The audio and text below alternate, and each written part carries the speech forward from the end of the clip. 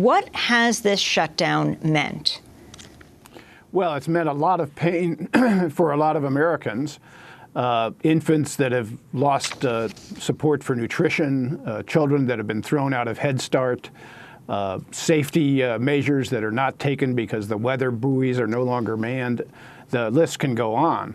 And the effects accumulate each day. It's hurt the economy dramatically, and those effects accumulate each day. It's undermined our credibility globally.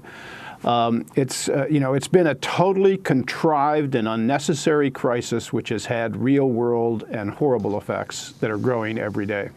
Amanda Turkle, you wrote a really interesting piece for the Huffington Post about what gets shut down and what remains open.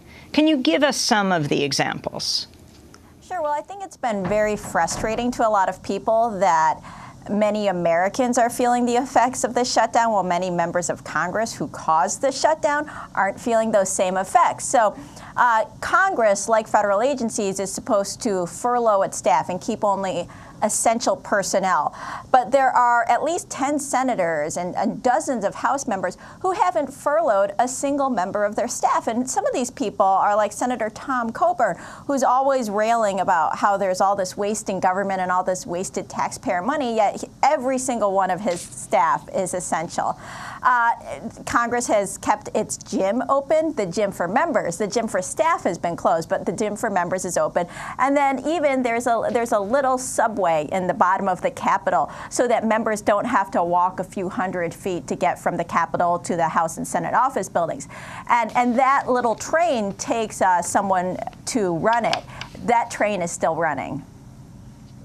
So you have people like Steve King of Iowa, one of the diehards against any kind of agreement, kept his entire staff. But you talk about Nobel Prize-winning scientists furloughed. Right, exactly. I believe there are 5 Nobel Prize-winning scientists who work for the government and who have been furloughed. There's one man who's a physicist who said, I guess that even if you win a Nobel Prize, you're not considered essential. There's the man who who developed the Mars Curiosity rover. He's been furloughed, and 96% of the Environmental Protection Agency staff has been furloughed, and cleanup at, I think it's something like over 500 toxic Superfund sites, that has stopped. Yet every single member of Steve King's staff, they're essential. So the gym remains open. Head Start was not funded except for a private foundation gave $10 million. What about daycare for Congress members? Meaning their children, of course. That's a good question. I'm actually not sure about that, although I know for federal agencies, a lot of these daycares were being shut down, which had many people worried. If they, for example, weren't furloughed, they're still having to go to work, but now they can't get daycare because that's not considered an essential service. And many private daycares, too, are suffering as well because they are used to having all of these students coming in, and now the parents are home, they're furloughed, they don't need the use of this daycare. And so I think, it's important that this isn't just affecting people who work for government or who rely on government services, which is pretty much every American, but it's also affecting many private businesses. Businesses who rely on tourism and who are around national parks are seeing a drop. Restaurants, shops, if you run a canoeing service in a national park. So this is really rippling all across all sectors of society. Amy, it's worth putting a little focus on the people who work for us, federal employees, because they've taken the biggest hit. 800,000 employees have been furloughed. That means they are sent home without pay. If you're an essential worker, you are required to work without pay. So you pay the costs of getting to work, you pay the costs of buying your lunch or whatever you do to eat during the day, and you're not getting pay. We're headed into our 3rd week of these workers forced to work in essence, indentured servitude without pay. And People tend to be cynical about bureaucrats in Washington, et cetera, but these employees are people who work for us. They provide services that go to us, and we are abusing them. And there's no question that the best of them are going to start looking for different jobs. Bloomberg has a piece, Troops Forage for Food While Golfers Play On in Shutdown. Grocery stores on Army bases in the U.S. are closed. The golf course at Andrews Air Force Base is open. Yes, so who is essential and who isn't? Now, the way the Tea Party Congress members are talking about it is each thing that's essential they can vote on if you want that particular thing to be open. This is certainly a way of, shrinking the government to the size of a bathtub. Your thoughts on that, Bob Borsaj, and then what it means moving from the partial shutdown to the deadline tomorrow, October 17th. Well, this is an example of why you shouldn't let children play with bombs. The Tea Party congresspeople set out to shut down the government and threaten default on America's debts in order to get Obamacare either defunded or delayed. And when the president sensibly called their bluff and said, look, we're not going to negotiate with a pistol to our head, they have proceeded to go into the shutdown and celebrate it, despite the damage it's doing to people and to the economy. And now we're headed into what is unimaginable, which has not been done before, a potential default on America's debts. It's important for people to understand these are debts that every Republican member in the House, including the Tea Party members, voted for as part of their budget resolution. So we're talking about lifting the debt ceiling to cover debts that they supported, to pay the debts that they ran up. And they're refusing to do that. And we really don't know what happens if America defaults on its debt. The entire global financial system depends on the security of American bonds.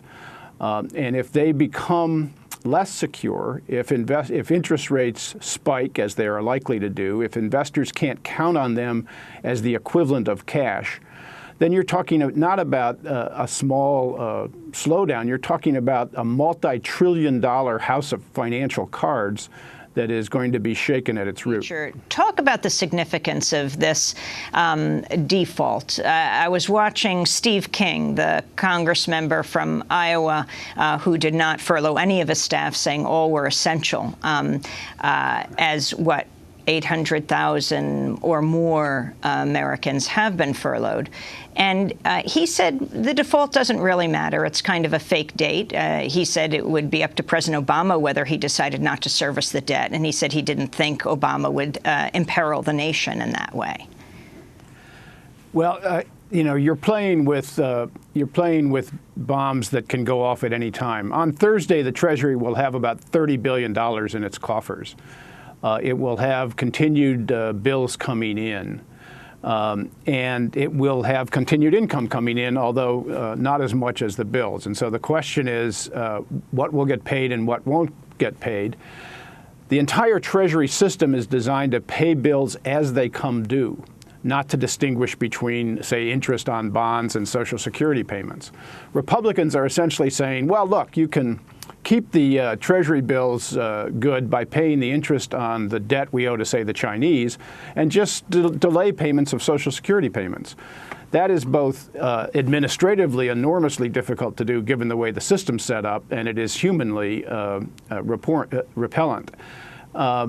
The big date, I think, this default isn't going to be something that suddenly the lights turn off tomorrow.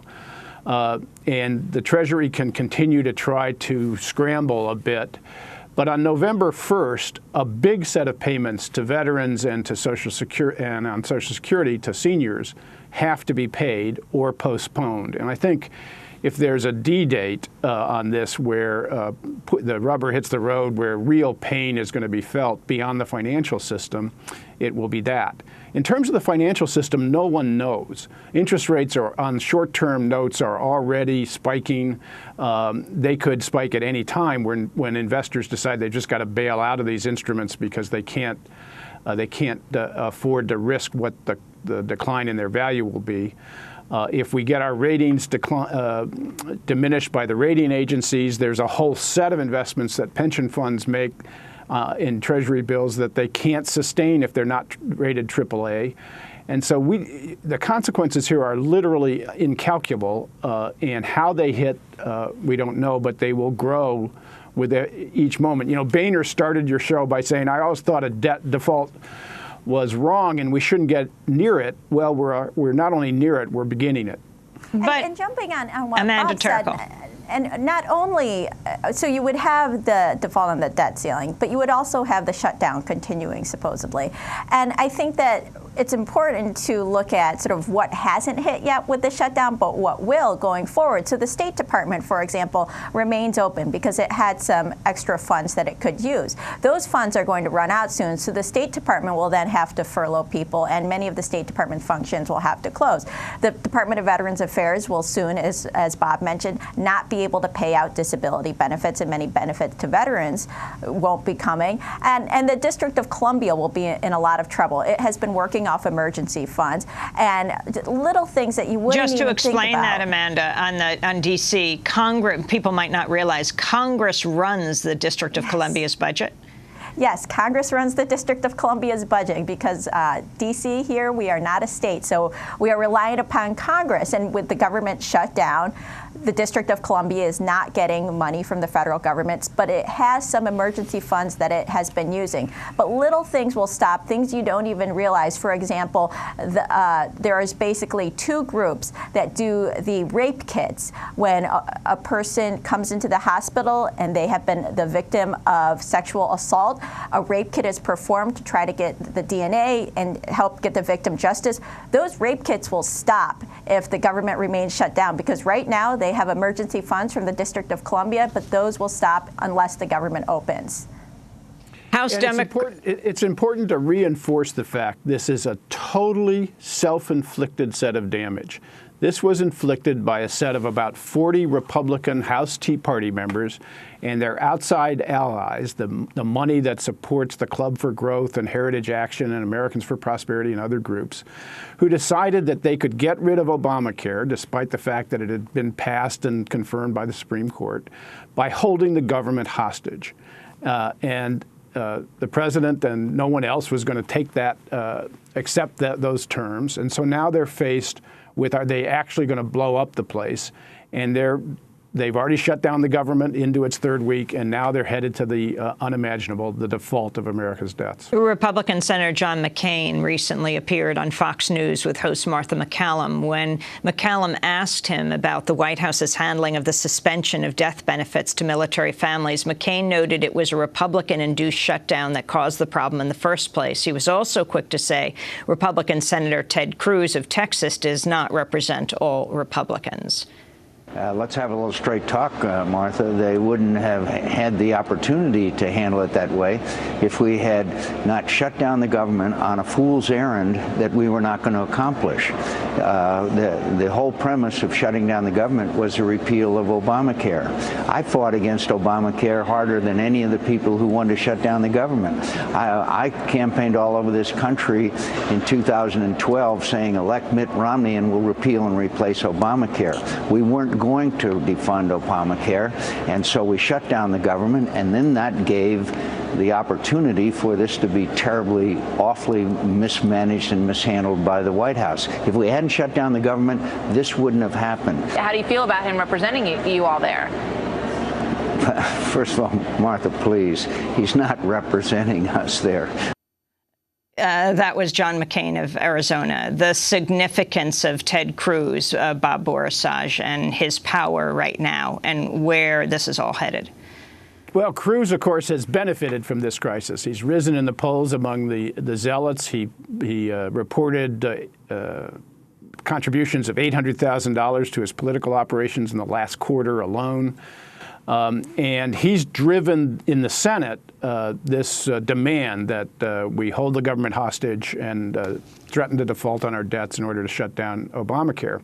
And now what you have in both houses now is you have this very small minority holding back any agreement. So in the Senate, we're going to have a bipartisan agreement today to reopen the government and to lift the debt ceiling for a period of time. And it can come to a vote immediately if there's a unanimous consent to allow that vote. But if Ted Cruz and Mike Lee, his ally from Utah, decide alone to not allow that vote, the Senate can't even vote on it until after we default tomorrow and until Saturday. In the House yesterday, Republicans met to do a proposal that they would send to the Senate, and the small minority of 40 or so Tea Party members stopped them from having any agreement on a measure that they could even present on the floor of the House. So you have the minority, the very small minorities of the House and the Senate stopping progress, stopping a settlement that could be made and be supported by the vast majority of both houses. House Democrats are criticizing their Republican counterparts for making a little noticed rule change. They say block them from reopening the government. The Democrats say House rules should have allowed them to force a vote on a budget bill that had already passed the Senate. But on the eve of the shutdown, the House Rules Committee passed a measure effectively barring anyone except House Majority Leader Eric Cantor from taking such action. Congressmember Chris Van Hollen of Maryland questioned Speaker Pro Tem Jason Chaffetz about the rule change on Saturday. So, Mr. Speaker, just so I understand the situation, parliamentary inquiry. H.Res. 368 changed the standing rules of the House to take away from any member of the House the privilege of calling up the Senate bill to immediately reopen the government. Is that right? It did change the operation of the standing rule. Amanda Turkle, the significance of this. It's incredibly shocking, and I think the fact what they did is so brazen that you're starting to see this clip of Chris Van Hollen calling out the Republicans just going viral on the internet because people are amazed that Republicans did this. I mean, it's just baffled me that all along Republicans have said, look, a clean bill to continue funding the government and to reopen the government, it just couldn't pass the House. Well, if it can't pass the House, bring it up for a vote, let it fail, and Democrats will lose that very valuable talking point. But clearly, they are afraid that it will pass the House with enough Democratic votes, probably all Democrats, and enough Republicans who are just fed up with all of this, and would come together and would pass it. And quite frankly, I'm sort of confused what House Speaker John Boehner is afraid of, because this would give him an out, saying, look, we tried, but the votes were there. And more moderates, I think, in the Republican Party are getting frustrated. Last night, Congressman Jamie Herrera Butler from Washington, a more moderate member, put out a statement telling her party it's time to face reality. I'm not going to vote for any poison pills trying to block Obamacare. You guys need to move on. We need to reopen the government. It's hurting my constituents. So just, sort of get with it, guys. On Tuesday, Democratic Congressmember Charles Rangel of New York attempted to explain to CNN host Ashley Banfield why he believes it's impossible to work with House Republicans in good faith. This isn't a question of the House and Senate differing. This is not even a question of Republicans and Democrats differing. This is all about a handful of people who got elected as Republicans that want to bring down our government. You can see it in the streets. You can see where they're coming from. And the same way they fought as Confederates, they want to bring down the government and reform it. Confederates, Bob Borisaj. Well, exactly. I think this is an extremist band that has no adult supervision on the Republican side. It's worth understanding the position that Boehner is in, the Speaker of the House, the Republican Speaker of the House. He can pass at any moment a bill with 200 Democratic votes and a couple dozen Republican votes to reopen the government and lift the debt ceiling. But if he did that, he would face the opposition of probably a majority of his caucus voting against that. And that obviously puts his speakership at risk. The next day, somebody would challenge him for the speakership and collect those votes and try to dislodge him. So he has to make a very personal decision. Is he the adult in the room, or is he continuing to try to cater to and placate the crazies? And he's got to put, if we're going to reopen this government at the end of the day, Boehner is going to have to put before the House a measure that will come out of the Senate with bipartisan support that will be passed with Democratic votes in the House and put his speakership at risk. And if he doesn't step up to do that, he must step up to do that, because it is unimaginable that we will actually default on our debt for any length of time. While Republicans push to gut programs like Medicare, Medicaid, Social Security, new figures show next year's increase in Social Security will already be historically small. According to the Associated Press, Social Security recipients, as well as disabled veterans and federal retirees, will see their payments rise roughly 1.5% in January, among the smallest rises since the automatic increases began in '75. The exact size of the cost of living adjustment's unknown, because a key federal inflation report has been delayed by the shutdown. But Bob Borisaj, I want to ask you about Medicare and Social Security. President Obama has said this is negotiable. And isn't this what many of the Democrats, including President Obama, have felt for a long time? And this is what the Republicans are pushing for. Well, that's the second horror of this contrived crisis, which when we eventually pass the bipartisan Senate deal, which is being done today, which I assume eventually we will, that deal essentially says, look, the beatings will end, but they'll begin again in 3 months. That is, it sets up the borrowing authority only for another 3 months to the end of January, to early February. It reopens the government and funds it only to the middle of January. And it sets up a process of a committee meeting to negotiate about a long-term 10-year deficit reduction program, and at the center of those negotiations will be Social Security and Medicare. So essentially you're saying we're going to go back into a situation in 3 months with the gun still at the president's head of shutdown, sequester, default. Only on the table now will be Social Security, Medicare, Medicaid, and basic security programs for Americans. And basically, the argument is our long-term, we don't have a short-term debt problem. In fact, the debts are coming down too fast and hurting the economy. We don't have a mid-term debt problem. But over the long term, America's broken healthcare system and its rising costs do raise concerns about how we're going to balance our books. And so that puts Medicare, Medicaid, and then the Social Security, because of the rising number of seniors, is kind of thrown into that, even though it's not a problem long-term in terms of our debt. And the president, in previous negotiations with Boehner and in his own budget at the beginning of the year, has put into his proposals cuts that would actually cut benefits in those programs. So he has supported what's called the chain CPI, which basically changes the adjustment of for inflation for Social Security benefits to lower that adjustment, so that over time, as inflation rises, Social Security benefits will not keep pace with it. So people will, in fact, lose the real value of their benefits over time. And the perverse part of that reform is the older you get and the more vulnerable you are, the more your benefits will be cut. Or will lose ground to rising inflation. On Medicare, the president has, in different guises, supported means testing Medicare, meaning make people who have more retirement income pay more for their Medicare. The problem with that sounds okay if we ask millionaires to pay more, they won't miss it. But to get any resources, in fact, revenue from that, you've got to ask people who have retirement income of $40,000, $50,000 to pay more for their Medicare, and they will feel that. And then he's also talked about but walked away from lifting the retirement age on Medicare.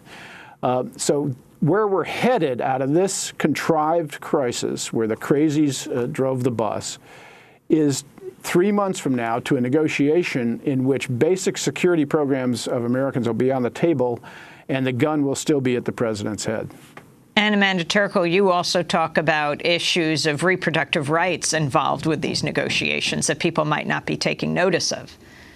Yes, I mean, it's shocking that birth control will come up during a debate about the government shutdown and raising the debt limit, but there are some Republicans in the House who say that they want to insert the conscience clause into the Affordable Care Act. This is something that Republicans like Congressman Paul Ryan have been pushing for quite a while, which would allow employers and insurers to not offer free contraception that is promised under the Affordable Care Act if they have any sort of moral objection. So it doesn't matter if women don't have a moral objection and would like to be able to receive that. If their insurer or their employer has a moral objection, they get to make the decision for them, and women have to go elsewhere and pay for birth control that is promised to them under Obamacare. The fact that this is even coming up right now as the fact that we could default on our debt possibly because Republicans want to restrict access to free contraception is just absurd.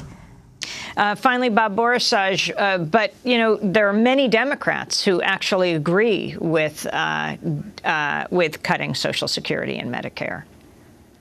Well, cutting Social Security is much more controversial among Democrats. I think any sensible look at that program, it does not contribute to our long-term debt. In fact, Social Security benefits are too low, not too high. We ought to be talking about ways to raise them. I think Democrats on the whole will be opposed to any agenda on that. On Medicare, it's more difficult because, in fact, we have to get rising Medicare costs and health care costs generally under control. The Obama health care reforms has helped to do that. So the costs have been rising less quickly, less than they had previously before the reforms. But we have more to do there. The question is, do you cut the costs by cutting benefits, or do you cut them by taking on the entrenched interests, the drug companies, the insurance companies, the hospital complexes that make American health care cost twice as much per capita as any other industrialized countries?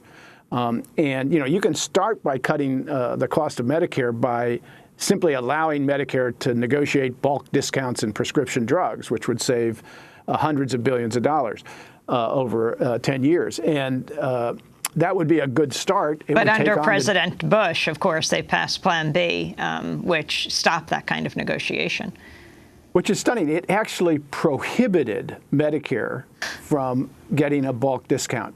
It was a total and abject giveaway to the drug companies. And, of course, the chairman of that committee then immediately became $1 million lobbyist for the drug company. Billy Towson. After he retired, right. Of Louisiana.